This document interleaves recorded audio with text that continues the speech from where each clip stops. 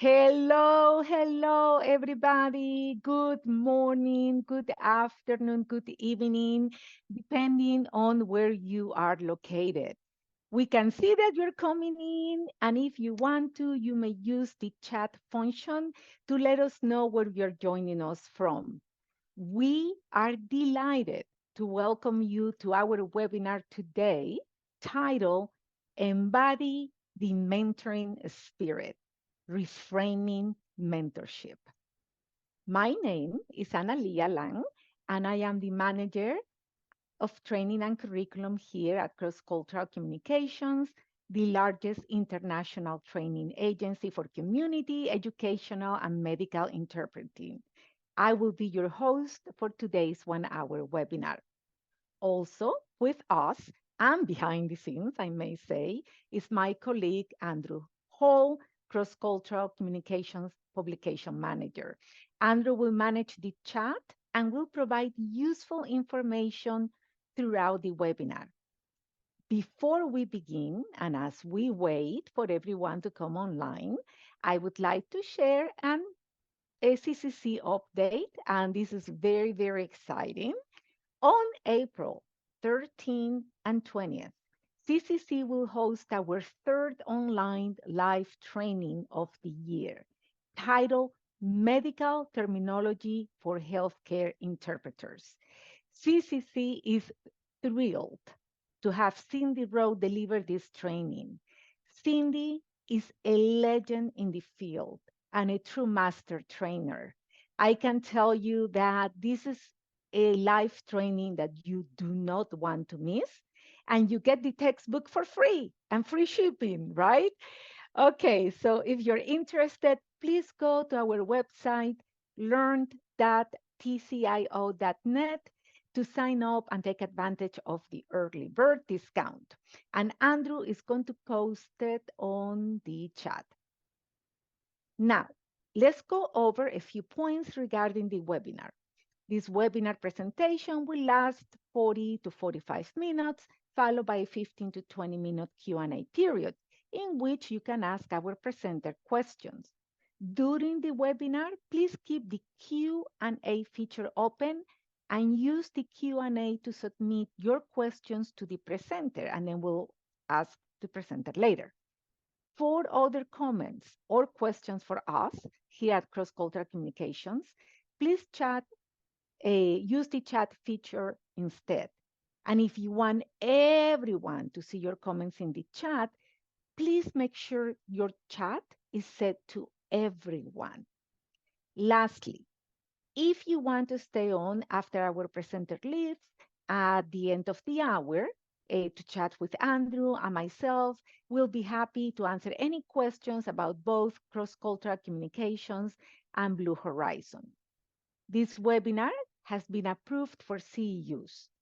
Please remember 24 hours after the webinar, attendees will be emailed a link to download the certificate of attendance. It will go to the email you used to register for the webinar today. Please check your spam or junk folder if you don't see it. Certificates are only available for the attendees of the live session of the webinar. Ladies and gentlemen, they must be downloaded within 60 days of today's session. Now, without further ado, let's introduce our presenter to today's webinar, Embody the Mentoring Spirit, Reframing Mentorship. Let me tell you a little bit about our presenter. Shawn Norris holds multiple key positions, including the president of the Florida Registry of Interpreters for the Deaf, and the coordinator of interpreting services at UF Health St.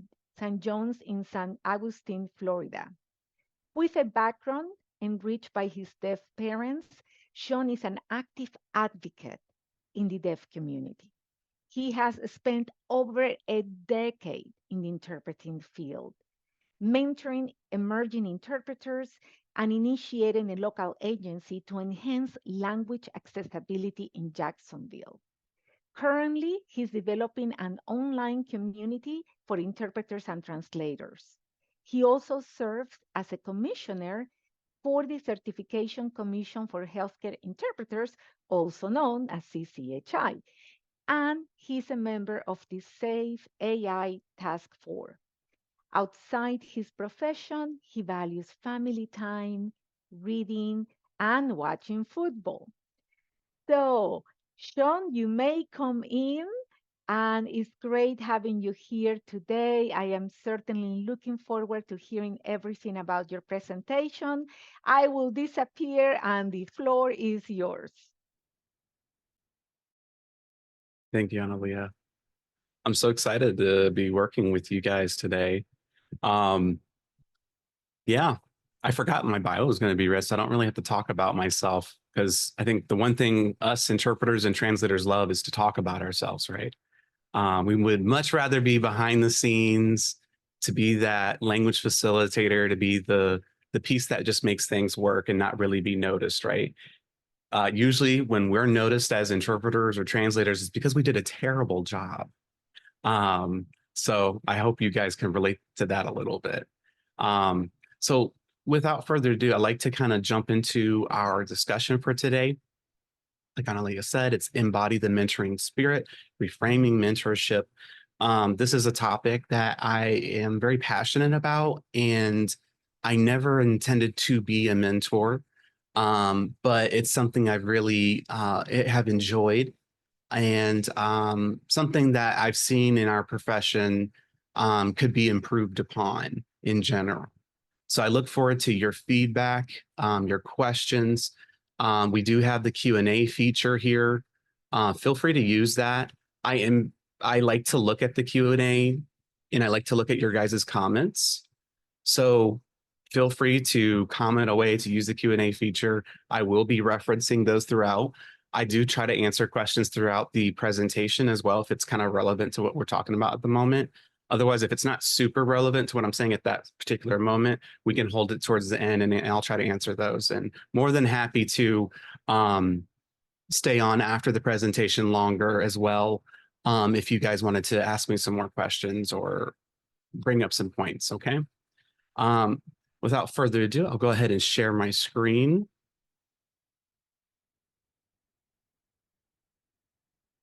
Okay. Right.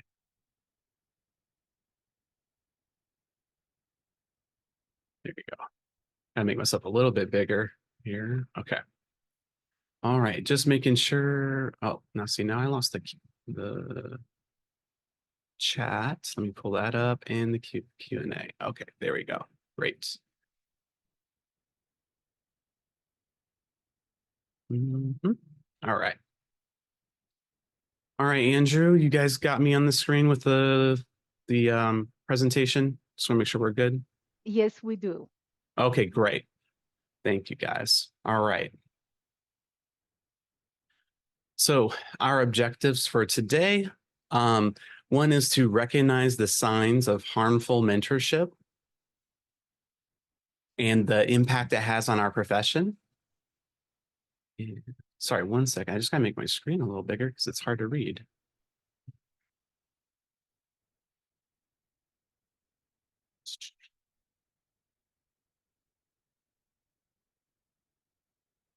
Let's go back. All right, so recognize the signs of harmful mentorship and its impact on the profession.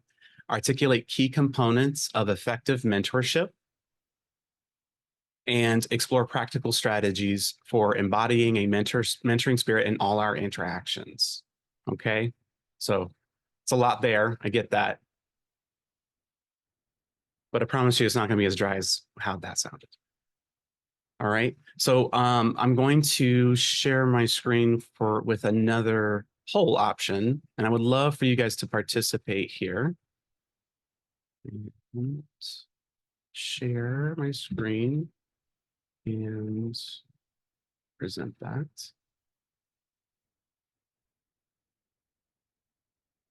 Okay, guys, so we have a QR code, or you can go to slido, slido.com, and there's a code here, and then you can click the answers that best fit you. It looks like some of you guys are already getting it. That's great.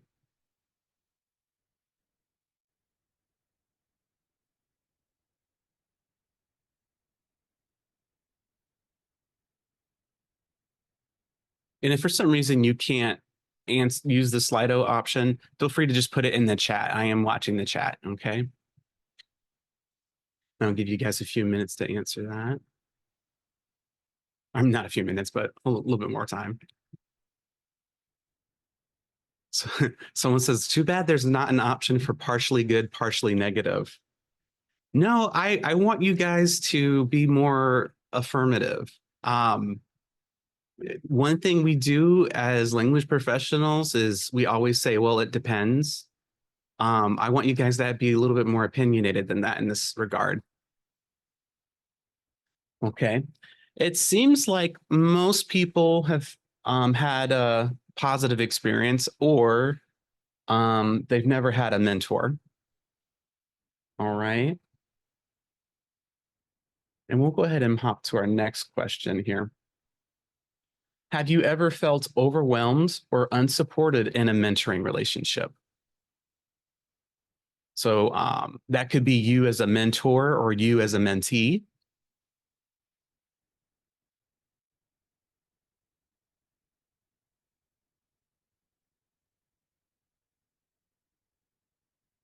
Mm-hmm.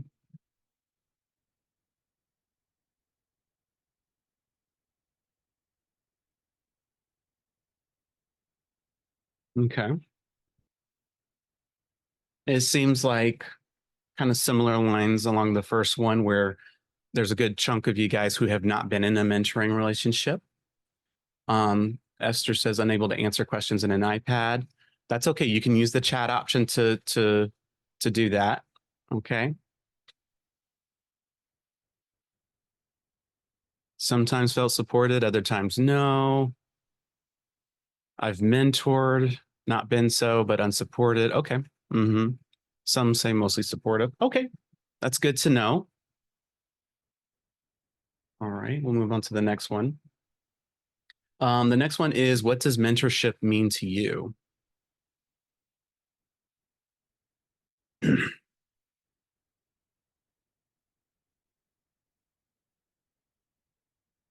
And I guess I do see someone talking about the academic field. This could apply to anything. I don't mean just in the language field, but I know some people have had other careers other than this one. So maybe you've had other mentors. And so now we're getting some responses in. Coaching, support, a guide, great tutor, support, boss, guidance, supporting and solving problems. Oh, that's interesting. Yeah. Learning from their example, sharing experiences, constructive criticism and feedback. All right. Good stuff. I always love to ask language professionals to give me a short phrase or a sentence, because I like to just see the variety of responses we get here.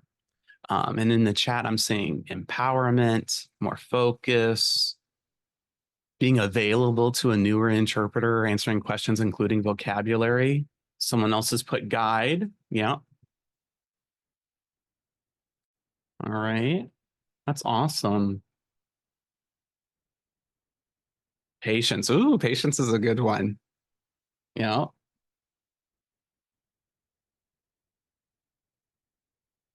Respect, rounding out potential, building self-confidence, the best way of learning. Well, you know what? It seems like my work is done, because you guys clearly have done a great job of understanding what mentorship is about, right? It's already in us, right? Someone's made the comment, we're having a problem with our preceptors and mentors because they are not experts, and then they give contradictory messages to the new hires. The new hires have complained about this. Any ideas on how to alleviate this problem? Well, I would say that's not so much a mentorship issue as a systemic issue. So your system has not maybe not created enough continuing education for your preceptors or mentors. So if anything, you guys probably need to either, if you haven't been providing any training for your mentors and preceptors, go ahead and create that training. And then if maybe you need to take a look at how you've been training them. Because if they're giving contradictory answers to what they're supposed to be learning, then that means what's happening out in the real world is things that should not be happening, more than likely, right? Okay, great stuff, guys, great stuff. Okay, let me go back to our presentation. Okay, so now a lot of times what I've seen, and I'm sure a lot of you guys have seen when it comes to mentorship, is there's this misplaced belief that if we relentlessly grind down our newcomers, that they're going to become more resilient, more adept. A lot of times we think of this kind of like that transformative process of river stones. So evolving from these jagged rocks to smooth pebbles, right? But if that process is so aggressive, instead of having these beautiful polished stones, all that remains is a fragmented sand. And that's that sediment that goes down towards the river's base. So really, there's a very blurry line between honing and debilitating, mentoring and being abusive, right? We can impose our thoughts and opinions on others to such a degree, we actually destroy our newcomers. That's very challenging, because remember, too much pressure, too much criticism can be abusive. Okay, often they look like that, right? They aren't the smooth, polished stones that we hope that they would be, but they look like that. I'm sure some of us have felt like that too. You just feel like you're just sediment. Like, wow, that was a terrible experience. I don't ever want to go through that again. I understand that. This kind of treatment that we've seen in our profession and in others, that's not mentorship. It's just straight up abuse. It's a manifestation of toxic and manipulative horizontal violence. Okay. And I don't mean physical violence necessarily. I just mean the spiritual, the emotional, the behavioral, all of that very aggressive stuff. And that breaks my heart to see that stuff. I've had stuff directed towards me. I've seen it in the community. It's very sad to me that just we got to break that cycle. Even if you have gone through that in your life, whether it's from a parent or from a person who is supposed to guide you in a certain way, a teacher, whatever, by having that kind of violence, it doesn't help, right? So some of these signs that we see in mentorship, I often hear the phrase, especially in sign language interpreting, I've heard it a little bit in spoken language interpreting, is we eat our young. Well, that's a terrible profession. I do not want to be in that profession.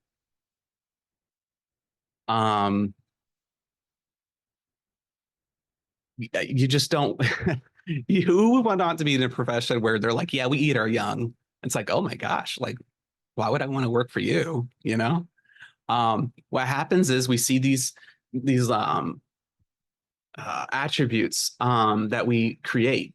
We create people that are drained, they're disillusioned, they have lower self-esteem, they have mental health issues, stress, anxiety, stagnation. Those are all really, really painful things, right? And someone was asking me to repeat the difference between honing and being abusive again. Yes, I can. There's a blurry line between honing and debilitating, is what I said, where it's not mentorship. Okay. I hope that answers your question, Louisa. Okay.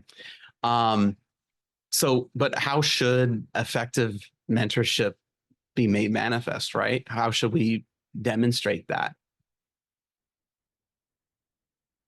Um, I'm going to go pull up this African proverb here. If you want to go fast, go alone. If you want to go far, go together. Um, it's very interesting when you think about it. In our profession, we don't normally think about mentoring or supporting one another necessarily because we're very isolated, right? When I'm doing an interpreting job or a translation job, I'm doing it by myself. I'm usually not doing it with a team. Now, if it's some of the bigger jobs like a conference or things like that, then I have teams I'm working with, right? Maybe there's a bigger translation job and you kind of have like a team that you're working together, working on a big project. That's just as an example. Um, but we tend to be more independent. And sometimes we get a little too stuck in our head, right? We have to remember we need each other. If we really care about our communities and our culture, we will do what we can to help the next generation of professionals, right? If you don't care about your culture, if you don't care about your communities, then don't mentor, right? That's what's really down to the crux because you're going to retire, you're going to change careers, you might pass away. These things are going to happen. So who's left to take care of those communities, right? We've been using interpreters and translators for thousands of years throughout human history. Um, it's not going away anytime soon. We're not all speaking one language just yet. There's still thousands and thousands of languages being spoken. So we still need us. And we're not going to be around forever. But we can really help our communities and really help our culture by supporting one another. Okay. So I like to go back to our Slido here. And we have another poll question.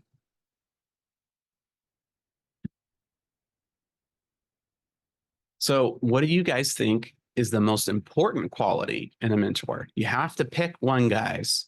Give me one. Could be a phrase, a word. What is the most important? Openness, patience, wisdom, autonomy, kindness, listening, trusting, understanding, discretion, being present. Ooh, that's good. Supportive, advocacy, wisdom, non-judgmental, empathetic.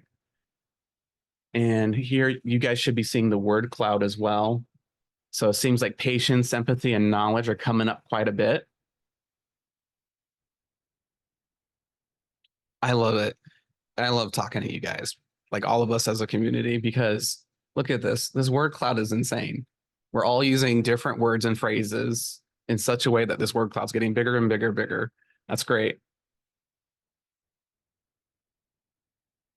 Professionalism, commitment, nurturing, communicative skills, experience, mentoring by example.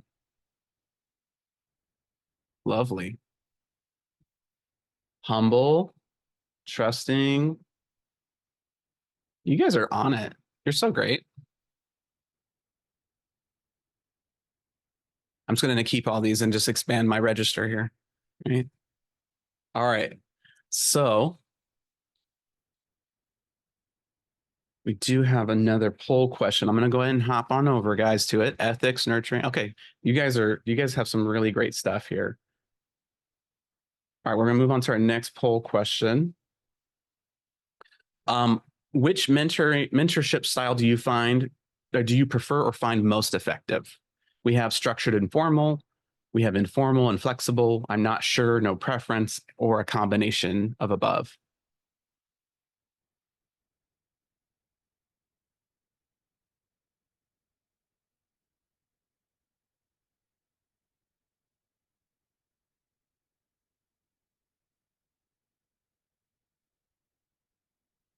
And again, this is in the either way of being a mentor or being a mentee. And you might have different feelings on depending on the role you have, right?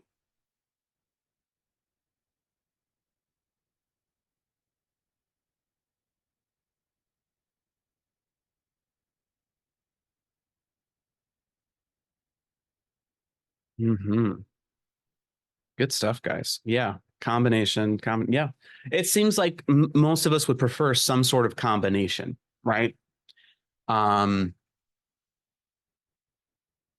and it looks like someone has asked a question. Colleen has asked, there's a perception that just because an interpreter has passed the certification exam, that they are ready to jump into a murder trial. I believe that is far from the case and that you have to work up to that. A mentor is there specifically to help them get to that point, right? Yeah, I am a person of the camp where certification's a minimum standard, not the maximum. Um, so congratulations. Thank you for doing your part and getting your certifications. That's really important. But it's also just a starting point. Remember, we're practice professions. We're in a practice profession, excuse me. English is my second language too, guys. So what I mean by that is you want someone who is continually growing and developing. For example, if you want to see a doctor, you probably would want to see a doctor who's more up to date on the latest research and medicine and treatments, right? Instead of someone who's just kind of stuck in their old ways, as an example. So I think it's really important that you find find a good mentor, get to that point where you can do something such as a murder trial and things like that. All right, good question, guys. All right, let me go back to our screen here. All right.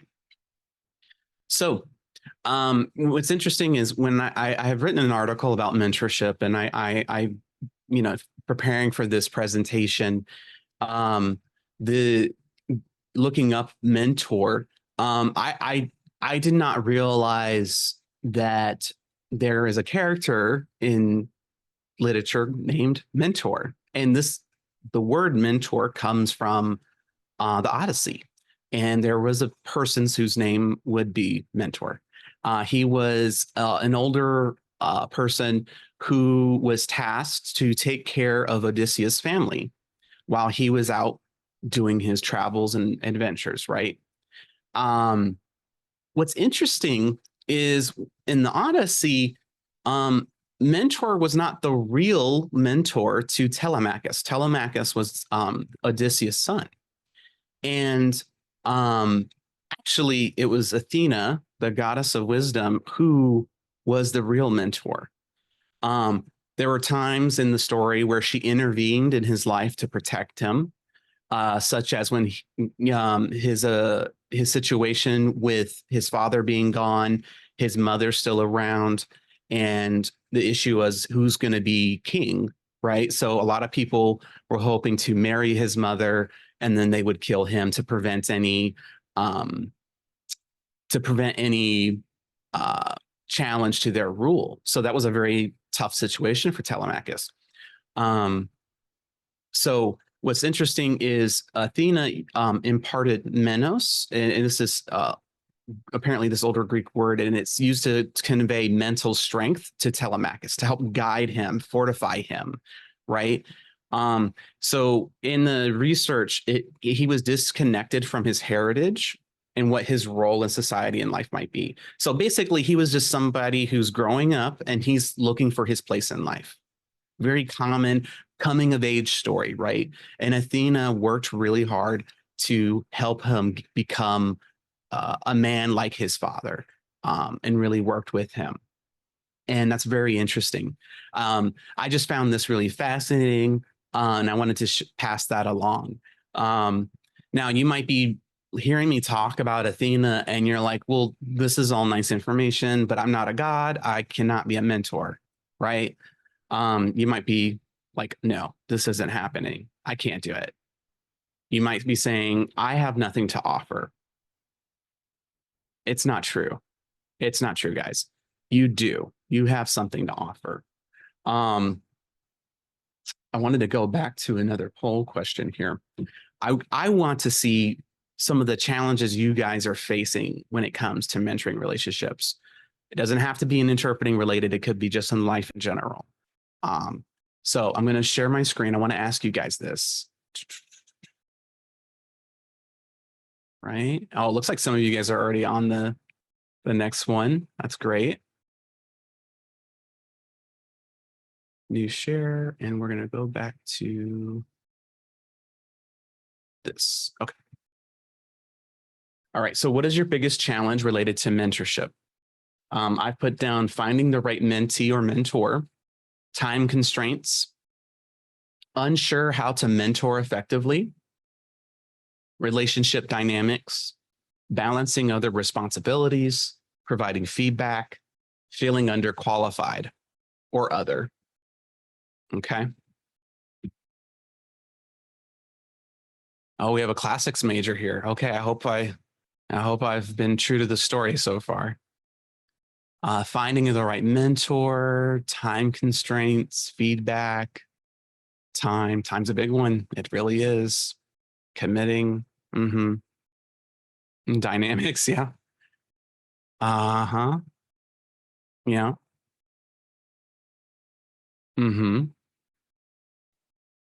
Okay, it's pretty varied, and I it's interesting. Sometimes when I give this presentation, it seems like it leans one way or the other, and it's very diverse. So that's very cool. I mean, not cool that you're having challenges, but I understand that this can be hard for everybody to become a mentor or to receive mentorship, right? And your guys are right. I'm seeing this. You have to have a commitment, balancing and the responsibility. Yeah, it's a challenge. Imposter syndrome. That's a good one. That's a really good one. Very true. Dealing with your own emotions while helping other one going through their hardship. That is difficult as well. Yes. I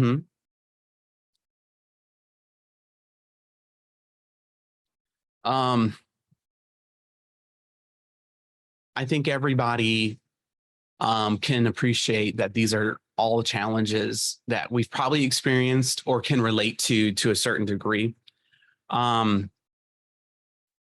When I think about people who say that they don't have anything to offer, I like to push back on that a little bit. So this is an image for those that might be just listening. It's an image of a pretty big, a lot of snow, and there's some footprints in the snow. And for me, when I was a kid, I used to live in Michigan, so we had lake effect snow. And for those of you guys who grew up in snow as a kid, it rocks. It's awesome. It's fun. I enjoyed it.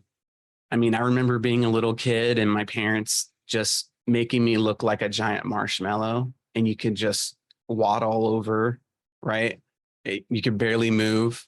But you definitely didn't, you would rather be immobile than cold, right? But you had lots of fun. But I remember, being a kid, the snow would get really, really big. And when you're little, it's kind of hard to navigate that, right? And so my dad would just make giant footprints, and I could just hop from one footprint to another, right? And that always stuck with me. It's that image in my mind. And when we go about our careers, our lives, we should also be thinking about that. We're creating footprints for someone else to follow, right? Some of you guys might feel like, I don't have a PhD. I'm not this big wig in the interpreting or translation world. It's okay. You just have to be one step ahead of somebody else to help them, right? And I want to encourage you, think about other things that you might be good at. What are some things that you could support someone with? Maybe you're like a tax whiz. We're all supposed to be putting in our taxes soon and all that stuff. Maybe you can help that next person about that. Or maybe you have such a knowledge of medical vocabulary, of other things, you can pass that along. What I'm trying to say is, you don't limit yourself. Don't stop yourself from taking that next step and helping someone to follow in your footsteps. Okay. What we can do is really, really help them. And how do we help them? All right. We help them by being a sounding board, help them grow, give them learning opportunities, celebrate their success, build trust, have mutual respect for one another, clear communication, and being flexible. These are just, I'm really reading these bullet points for those that might be listening. Really, the foundation of mentoring and having a mentoring spirit, it's exemplifying professionalism, which is about effort and genuine concern, and not just mastering every little intricate detail, right? It's soft and hard skills. And what I mean by that is the ability to have a connection with the person and to do it in a skillful manner, but also being able to have the technical skills or the hard skills to be able to truly interpret and translate to a high degree, becoming a master. Another thing is when you're building that trust with that person that you're working with, you need to be an active listener. I've seen that come up a lot in our chat. You need to understand their aspirations. You know, where does this person want to go? How can you guide someone if you don't know them or where they're trying to go? If they're trying to go west, but you're heading east, then what are we doing here? Right? We need to go on the same. If they want to go that way, then we help them go that way. Right? Show, don't just tell. What I mean by that is provide rationale for your approaches. Okay. You want to be able to teach a man to fish, not just give him a fish. Okay. Don't just tell them, no, do it this way. Give them a reason why you would. So, for example, when I'm interpreting, I might pick a certain word choice or handle something a certain way. And once I debrief with my mentee, I'll just be like, okay, look, you might have been puzzled at why I took this approach with that. And this is why I did it, you know, because I have that experience that they don't have, right? I'm able to convey, this is what's happening, and you don't see it yet because you're younger or you're more inexperienced or you don't have a firm grasp on the language just yet. Here's what's happening. And now this is why. Now I'm empowering them. The next time they go in that situation, they know how to handle it. I've just given them confidence. I know they know why they do it that way and they know how to do it, right? I also let my mentees struggle. So when they're in the hot seat, and what I mean by the hot seat is they're actively interpreting and I'm watching, I like to let them struggle a little bit. They have to learn to develop that muscle of cleaning up their mistakes while they're interpreting, right? I only step in a little bit just to kind of help them keep going, right? But we really need to think of interpreting and translation in general just as a muscle, right? When you get good enough, you don't have to think about it. You just do it, right? But part of that is that whole time you've been developing that muscle, right? Consistent real world practice. And that's how we help other people get better. Okay. I like to use more conducive environments to debrief with my mentees. I don't like to do it there at the same assignment. I like to take them to a coffee shop or another place that's a little bit more relaxed. And then just kind of, let's pull the Socratic method on them. Let's ask a bunch of questions. Let's help them really reflect and more introspection on what's happening. So I ask things like, how do you think you did? What do you think you could have done better? Why do you say that? Right? And then for every time they give me a negative comment, I make them give me a positive comment about their work, right? Because no one will be a greater critic than yourself. I firmly believe that. Maybe not some narcissists, but I'm assuming everybody here is going to struggle with thinking that they are a good interpreter, they are a good translator, they're a good parent, they're a good teacher, right? They're going to struggle with that. But what's important is, as a mentor, we help give them that confidence, right? Celebrate their achievements, and then giving a little bit of constructive criticism to help them grow, but not hurting their confidence, right? There is a fine line to do that, right? So Embodying the mentoring spirit. Now, I'm a very visual person. Someone I think asked what was my first language. My first language is sign language. Both my parents are deaf. So I learned English a little later as a kid. I would say it has a big impact on my life, just like all of you guys who have that connection to your mother language, your mother tongue. So for me, I always think of things in a sign language way, in a visual way. That's just how my mind works.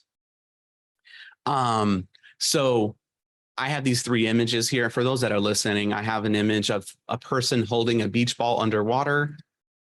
I see there's a touchstone and then a campfire, and I'll kind of go over that. So we're going to do a little sign language lesson for you guys. I can't see you guys, so I can't correct you if you're doing it wrong, but I hope you guys can imitate me well enough. Okay. So our first image with the beach ball being held underwater, it's going to be humility, being humble. Okay. And that's our first H. So these are 3 H's. I'm going to go through them really quick. Humble, honest, and hungry.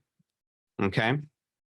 So being humble is really, really important, right?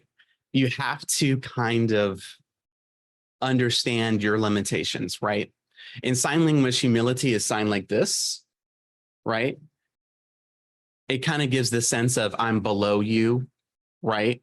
I've always, there was someone who was given a talk one time, and they gave the illustration of someone holding a ball underwater, and that's like humility, and I just love that, and so I'm stealing it and using it right now. If you've ever tried to hold a ball underwater, it is impossible, right? Especially the more air that's in it, right?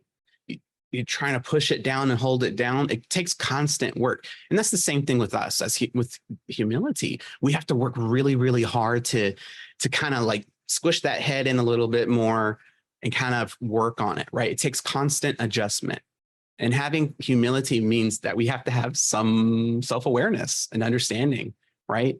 Can't really help someone else be humble if I'm not a humble person myself, right? I got to really work on that. The next one is honesty.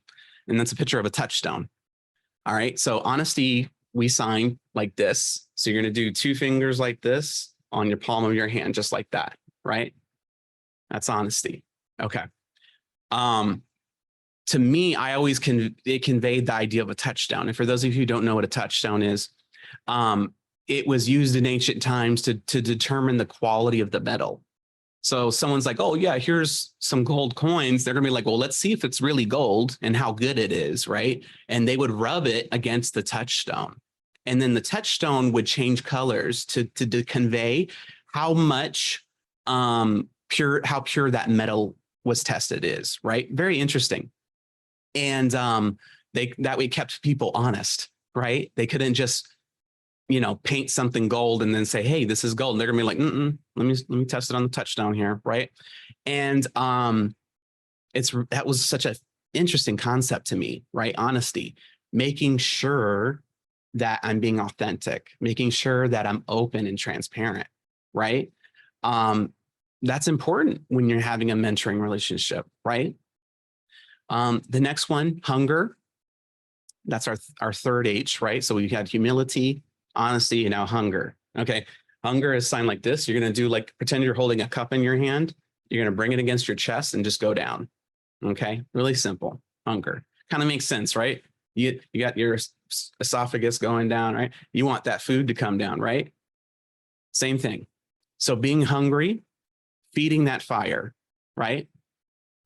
Constantly learning, continual improvement. Okay. These are all things that are really, really important.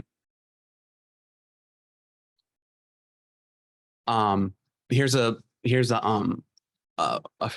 quote from Plutarch, another philosopher. The mind is not a vessel that needs filling, but wood that needs igniting. I believe that is so true.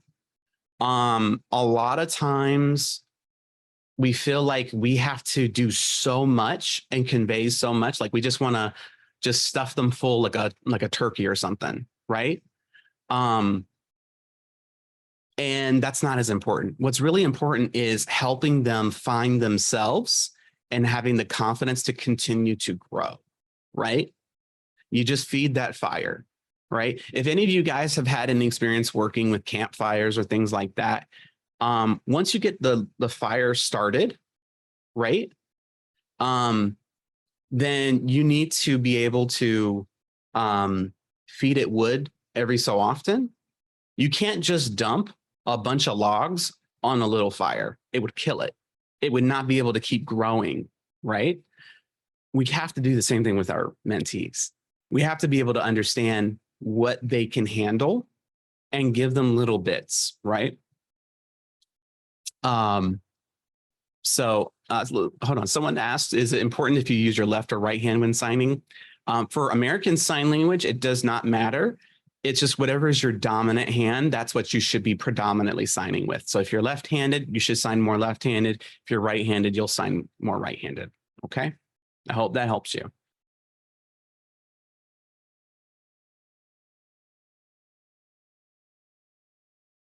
There we go, okay. So in the spirit of the fire thing, the discussion, the illustration we have here, we kindle their spirit.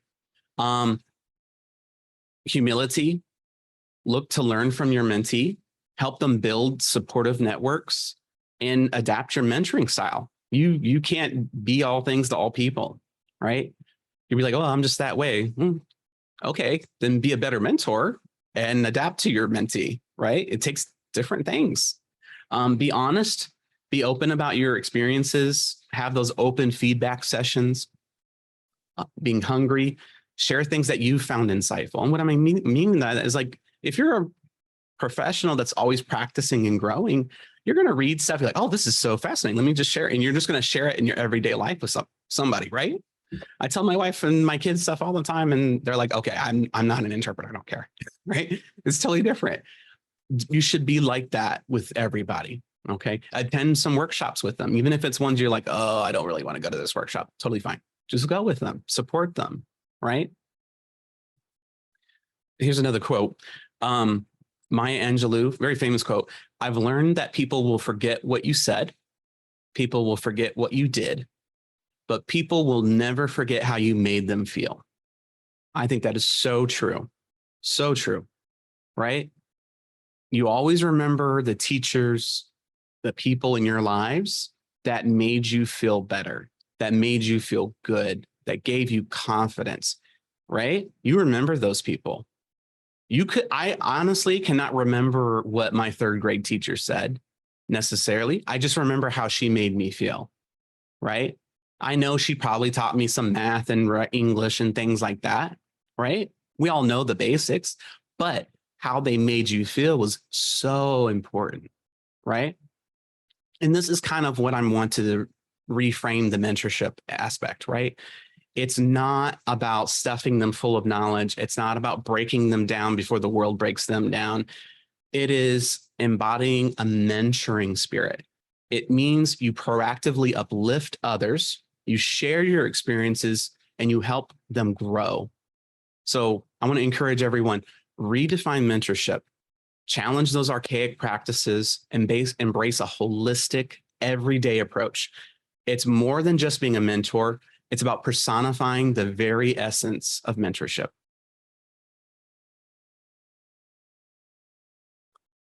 So I want to thank you guys for your time and attention. You guys were so active. I really do appreciate that. So I would like to open it up to Q&A here, and I'm going to hit stop share.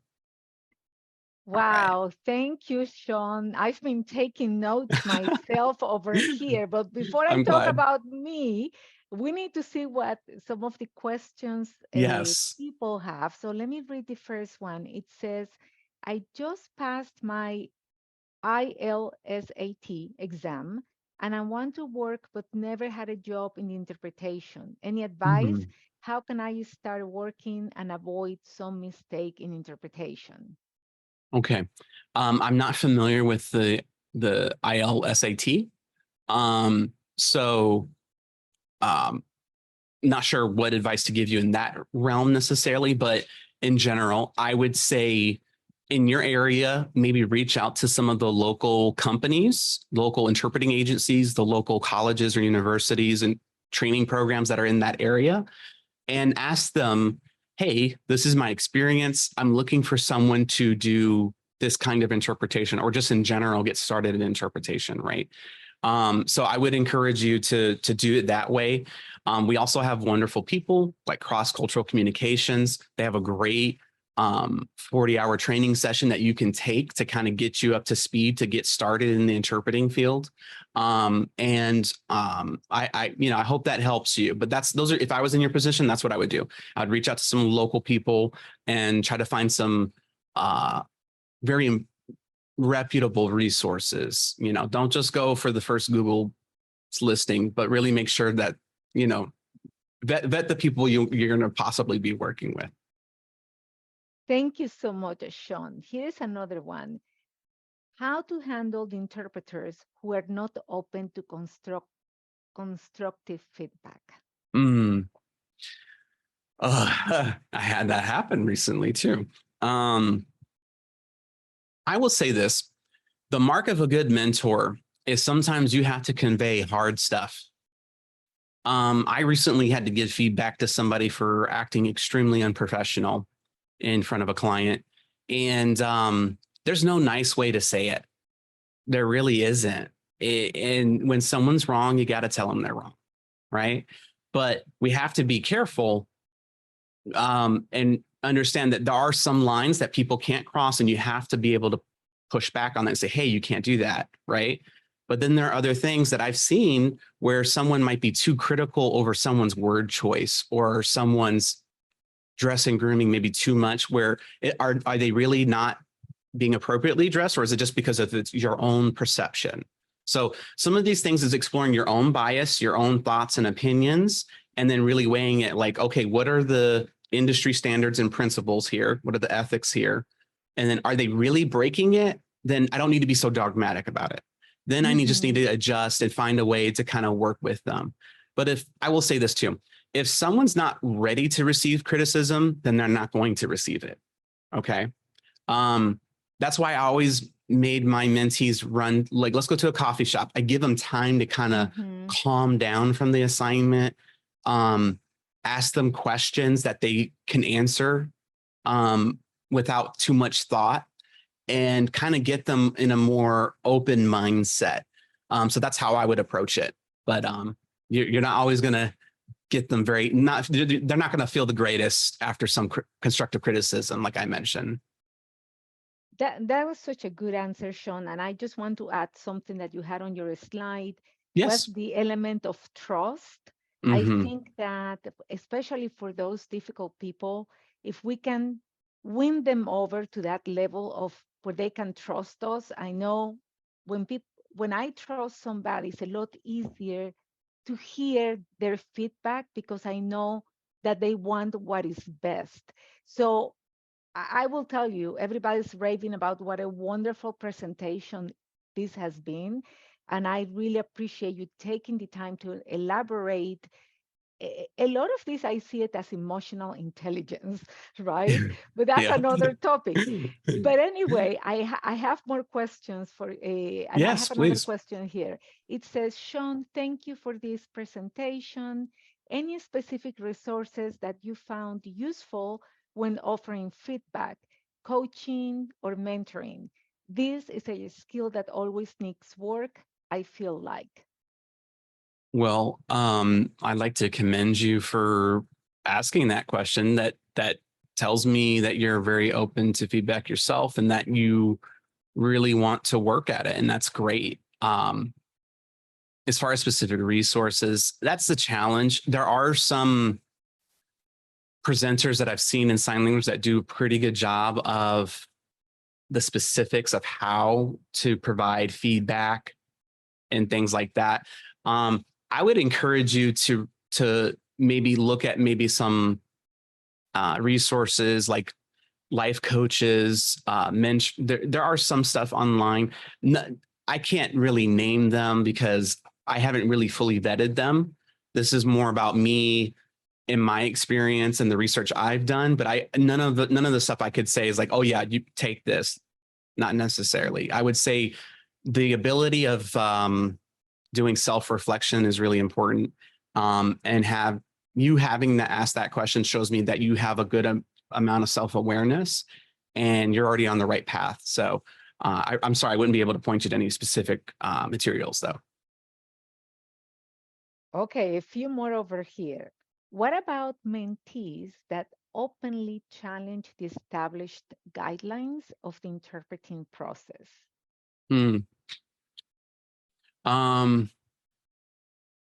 I guess what I would say is, what's the harm in that? And what I mean by that is, we should be encouraging people to really understand. Now, it could be they push back or challenge the guidelines of the interpreting process. So I'm assuming just interpreting itself and not so much ethics and things like that.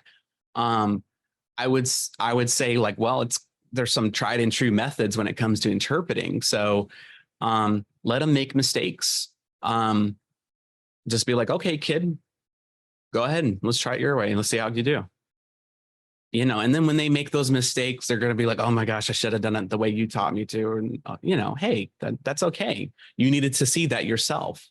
Some people need to learn that way. So if I'm understanding your question right about the interpreting process, then that's what I would say. As far as ethics and things like that, that's going to require a lot more discussion, you know, really coming up with some examples of appropriate things to do, inappropriate things to do, because that's going to require a longer form discussion than maybe some technical skills. Right. And there is so much, I mean, this question is charged, right? It will depend on different factors. Yes. And you said earlier that some people are not ready to receive the feedback. And you know, no matter how much we try, they don't want to learn. They are set on their ways.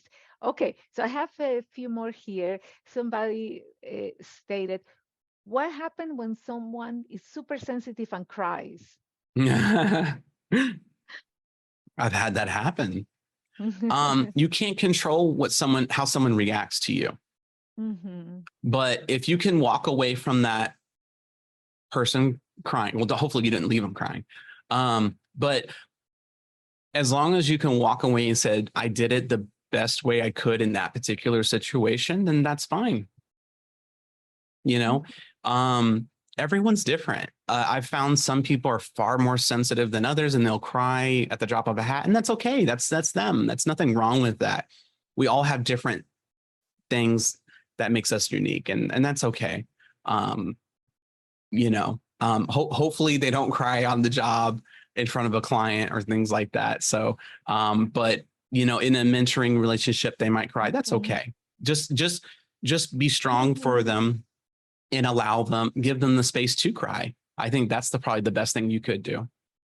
And you know what, Shawn, that quote from Maya Angelou, where it says that what people remember is how you make them feel. I even would add to that if you really show empathy for how they are feeling, right? And try to understand why they are crying or feeling so heavy-hearted, I think also that will build more trust, right?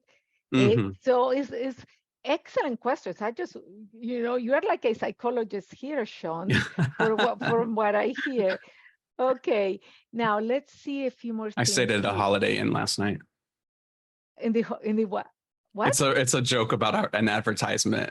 Oh, okay. You know, somebody saved somebody's life and they're like, oh, you know, are you a doctor? No, I stayed at a Holiday Inn last night. So yeah. Oh, now I know random that's joke. a joke. I needed to be informed that was a joke. Very good. Next time I hear it from somebody, I'll laugh. Okay, so here's one. It says, if someone has worked as a medical interpreter for many years and has a lot of experience, they are harder to coach or mentor.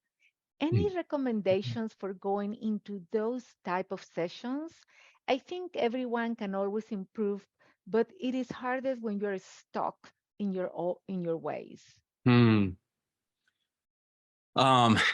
Yeah. And I've had that. I have some people that work for me that have been interpreting almost as long as I've been alive. So It can be a challenge to help them get better. Sometimes you have to have a very frank discussion, and you can do it in a way that dignifies them, that respects them. I never do it in front of people, though. I do it in private, and I make sure that other people don't know I'm meeting with that person.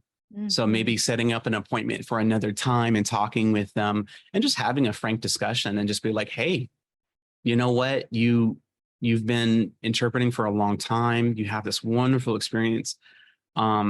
Me as a supervisor, as a mentor, I would love to kind of just point out a couple of things for you and just kind of go from there and feel them out. But I think part of that is you're going to have to probably develop a little bit more of a relationship with them to have them trust you. You know, and it might help if they observe you interpreting. It might help that if they spend a little more time with you before you kind of offered some of that feedback. I know it's in a work setting, it can be challenging if you're their supervisor at work. You kind of have to kind of just cut to it and give it to them because they need to change, make those changes, or else it's going to impact patients or other people. But there's a way to do it. You just have to be clear. You have to be kind. And the worst thing you could do is to focus so much on kindness that people walk away and be like, I don't know what I was supposed to do. Right. You want people to walk away knowing what to do, how to fix it, and understand that you're not judging them and that you're there to support them. And Shawn, I will add one that to me is huge, is being genuine, being sincere, because here's the thing. Sometimes is if the person that is receiving the feedback does not feel that we're genuine in caring about them. And I think when we know that somebody really cares, we really want to hear what they have to say. So to all your wise suggestions, I'm adding mine here, you know, to be genuine, to really making people know I really care about you. Okay, now before I go to the next question, I just want to tell our wonderful audience and participants, it's 12:32. If for any reason you need to go back to work or whatever you were doing, please know that you can go. You will receive your recording and the link to download your certificate. Shawn has been very gracious to say that he's going to stay a couple of minutes after the top of the hour, but we don't want anybody to feel obligated to stay, because then you won't get your certificate. So please go back to your regular activities, or you can hang out here with us for a few more minutes. Okay. So, okay, so here comes a different one, okay? I love the different approach. We're jumping from one end of the I'm okay spectrum with to that. another one. Okay, this one says, as a mentor, how do you get your mentees to let go? Sometimes they rely or depend on you so much, and it becomes a one-way relationship instead of something mutually beneficial. It's an excellent question. And that's something I had to learn myself too. And I would say you without knowing everything, I'll speak from my own experiences. I wasn't setting the right boundaries with people. And I let people get too close to me where they became so dependent on me. And that was an issue, right? And I had to kind of push them back into their role and what they're supposed to be doing, and clarify that this is the boundary. Having boundaries is not a bad thing. It's a good thing. So I would say start developing those boundaries now. You're going to have pushback. They're going to feel like you're abandoning them. They're going to feel lots of things. What's important is that you're consistent too. You know, as long as you're touching base with them on a regular basis and you provide very clear stuff to them, then they'll be able to adapt to it and get used to it. And they know, okay, this is what the relationship should look like. Right. So I hope that answers that question. That's a very wise answer, because boundaries are important in every relationship, whether it's at work Mm-hmm. or a personal situation, a social, boundaries are needed. And it's good that then people learn, okay, it's time for me to do my own thing, right? I cannot just be depending on this person. Okay, here's another question. How do you handle mentoring when there are cultural conflicts and differences in values or work ethics that may affect the process? Hmm. Okay. I would love to hear an example of what you had in mind. Um, but there's always going to be cultural bumps. Um, like when I'm mentoring, I'm usually mentoring someone who has no ties to the deaf community. Because in my language, most of the interpreters, it's their second language, whereas it's my first language. But I'm more of the minority in my field. So when I'm working with them, the cultural bumps we have is really more so like I'm coming at it from more of a deaf culture perspective, and they're coming at it from a hearing culture perspective, right? And so there's some natural bumps. Um, but if you are the mentor, you have to be aware of those potential bumps and try Mhm. to come up with ways to navigate them, or at the very least, be quick to apologize, and be as open-minded as you can. There are some things, like you mentioned, values and work ethics. There are some things you can't um, allow. Like if somebody has let's say they tend to show up late for appointments all the time. That might be, I don't know what culture would do that necessarily. I'm just saying they might have that habit. That's a bad habit to have as a professional. That's disrespectful to the clients. It's disrespectful to the companies involved. It's disrespectful to everybody except you, apparently. Because what that conveys to people is, oh, my time's more important than yours. So I'm going to just show up Mhm. whenever. So I would just push back and kind of, this is when you say, okay, this is part of being a professional. Being a professional is you're taking culture stuff out and being a certain way, because people expect X, Y, and Z. You should provide X, Y, and Z. And if that part of that means showing up 15 minutes early before every appointment or providing your translations on time, like you said you would, then that's a habit you should have instilled in you. And that's part of where you have to kind of like, no, no, no, this is not a cultural thing. This is a business thing. So, I wouldn't frame it Mhm. as culture. I would frame it more as, this is business. If you want to make it in this business, this is what you're going to have to do. Excellent. I like that. It's just kind of like changing the mindset of how they perceive it, right? It's Yeah. not a matter of Mm-hmm. culture. It's a matter of yes, how the business works and what their expectation is. I like that, Shawn. Very good. I may Thank borrow you. that one. Okay, let's ask you one more. Sure. Let's. How have you handled being assigned to a mentor? Okay, how have you handled being assigned to mentor other interpreter as part of an organization, but the organization has its own agenda? Mentoring must come from your beliefs and your experience and not from expectations the agencies have. How can you Mm-hmm. speak to that? Mm-hmm. Mm. You guys are throwing some loaded questions here. I am telling Um, you. so um I'd say then it's part of your job. And if your organization Mhm. is paying you to do that job a certain way, then you have to do it. Um, so, but that's not to say that you can't convey other values or experiences along with it. Um, I think it's okay to add that stuff with it as well. Um, I mean, it's kind of hard with such a meta point of view, such a question that's very open ended. Um, so it's hard to kind of answer it in a more affirmative way. Um, yeah, I mean, I think I would just try to convey to that person Again, no judgment. I'm here to support you.